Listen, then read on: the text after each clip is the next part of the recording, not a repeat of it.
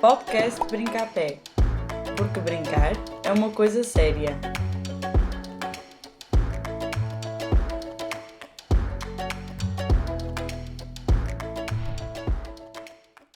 Para mim, brincadeira é a rua e sempre foi sinónimo de rua, desde muito pequenina, aquela coisa dos amigos da rua, pronto. E era sobretudo coisas muito mais motoras. E depois uma parte que é gira, que eu acho que só agora é que me apercebo, não é? Só agora é crescida, que é aquela coisa de brincar já quase como intervenção, não é? Construir mundos e construir coisas, ires conquistar coisas, normalmente passava muito por aí.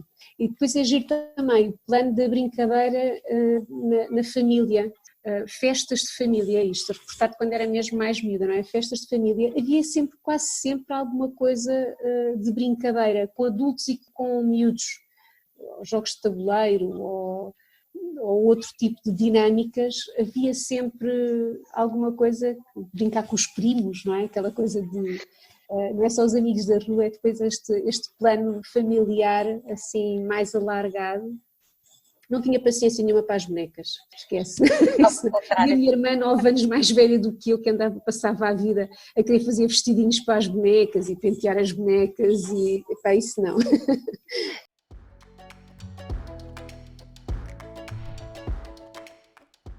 Eu acho que a partir da altura em que entrei na faculdade, eu tirei reabilitação psicomotora, educação especial e reabilitação numa faculdade do corpo e do movimento.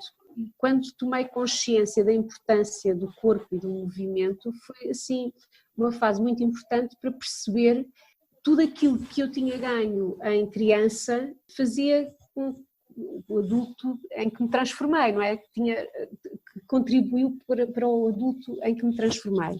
E isto do movimento está sempre muito ligado com as questões de brincar, não é? Com as questões de como é que eu me posiciono no mundo, não é? Pronto, através do movimento. E o brincar sempre no ponto central. E acho que tive a sorte de trabalhar logo desde muito cedo na Casa da Praia, com crianças, com isso como centro, não é? Com a criança e o movimento como centro. Portanto, acaba por ser quase a base de tudo, tanto na relação direta com as crianças, mais do que o pensar para o que é que aquela brincadeira ou aquela atividade pode ser útil em termos de aprendizagem, mais do que essa parte é a parte espontânea e o reconhecimento de que a atividade espontânea da criança é importantíssima para o adulto em que se vai transformar.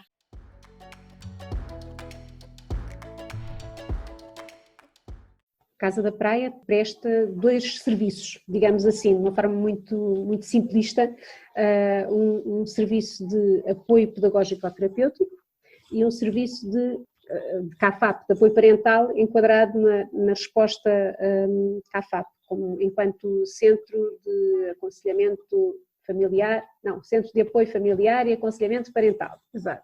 Portanto, pegando aqui no apoio pedagógico-terapêutico e que tem todas as premissas que tu colocaste muito bem, não é? Da criança no centro e como um todo, vendo a criança como um todo e intervindo nos seus vários contextos de vida, não é?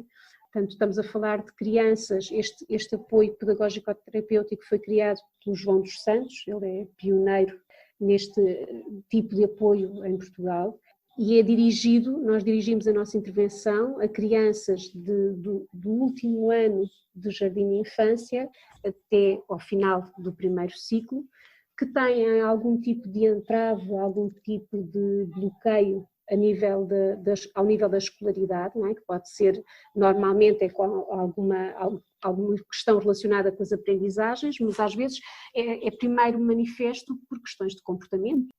Eu estava a pensar aqui nas outras coisas também que acontece tanto com a criança como com os pais, com as famílias, que é o lado positivo, não é? O olhar de uma forma positiva para o acolher aquelas que são as questões que a criança ou as famílias nos trazem como importantes, não é? No sentido da valorização. Aquilo que a criança tem para nos dar é importante, assim como, tanto para as crianças como para as famílias, o autonomizar, não é? No sentido de acolhemos, valorizamos, mas não somos nós que vamos resolver as questões da criança ou as questões da família. O nosso papel é ajudar a que a criança e a família encontrem estratégias e encontrem formas de melhorarem aquilo que acham e que é importante. Faz mais sentido. Exatamente, melhorar ou transformar o que seja. Depois no apoio pedagógico ou terapêutico também aqui uma outra questão, que também acontece com as famílias, mas é mais evidente nas crianças, que é este acolhimento também de diferentes formas de expressão. Às vezes uma parte do problema está relacionado com uma dificuldade em exprimir ou em comunicar da forma a que nós, sociedade, estamos habituados ou esperamos que aconteça. A sua realidade, já nem digo os seus problemas, mas a sua realidade, não é? E às vezes este abrir o leque e permitir e valorizar formas de expressão diferentes, não é? Estou a falar a expressão plástica, a expressão musical, a expressão dramática, não é? Há crianças que se exprimem muito mais facilmente a desenhar do que verbalmente. As crianças dificilmente nos relatam a sua vida interior da forma que nós mais gostávamos que acontecesse, não é? Portanto, isso é qualquer coisa também que nos diferencia o trabalho da pedagogia terapêutica. Eu acho que é este procurar formas diferentes de expressão, procurar e aceitar. Com as famílias também, não achas, Filipe? Sim. Eu acho que isso também é uma tónica das famílias. Sim, isso é que se torna terapêutico, não é? Que faz a diferença, se calhar, também.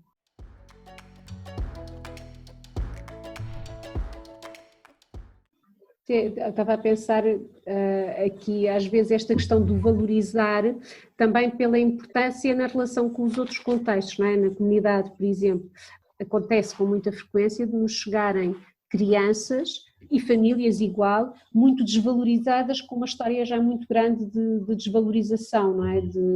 De pouco reconhecimento, exato, pouco reconhecimento por parte da escola ou da família de competências positivas, não é? Portanto, e este processo, isso para si também é muito, muito mágico, não é? Para transformar as coisas, que é só, às vezes, o processo de reconhecer competências, alguma competência é o suficiente, ou pode ser o início desta desmobilização de carga negativa e de falsa noção de incapacidade, não é? Para passar a acreditar que se é capaz de, não é?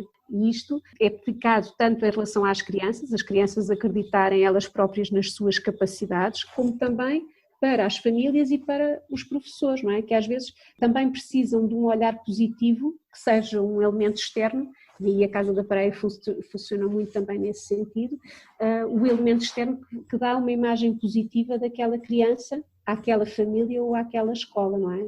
Certo que ele ainda não sabe fazer isto e não sabe fazer aquilo, mas tão bom que há estas coisas todas que ele já evoluiu e que já sabe fazer. E isto também em relação à família, não é? Porque às vezes também acontece isso, que é famílias muito desvalorizadas e muito rotuladas de incapazes, não estando aqui a defender, obviamente, óbvio que há situações que não podem mesmo acontecer, não é? E que são graves e não podemos mesmo permitir que aconteçam. Não estou a falar dessas situações, mas outro tipo de situações em que as famílias também são rotuladas de incapazes, às vezes porque fazem de uma forma diferente, não é? Ou porque têm outras crenças, ou porque cresceram de outra forma, não é? Cresceram a acreditar noutras coisas, o que só por si não quer dizer que esteja errado, não é? Quer dizer que é uma forma diferente. E às vezes este trabalho de que acreditem nas suas próprias forças e nas suas próprias competências também é suficiente para desmobilizar um bocadinho aqui este percurso, parece que já estava destinado, não é? Já estava ali determinado para um sentido mais positivo.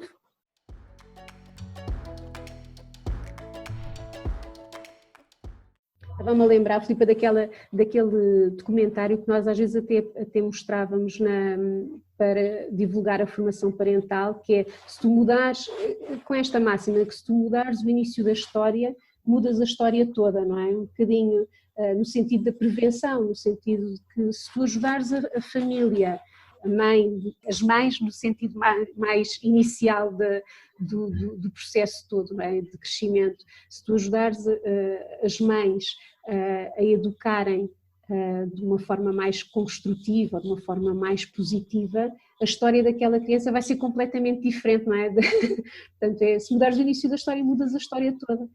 Isso eu acho que é muita premissa da Casa da Praia, mesmo quando as crianças já têm 6, 7, 8, 9 ou 10 anos, continua a ser um início possível, não é?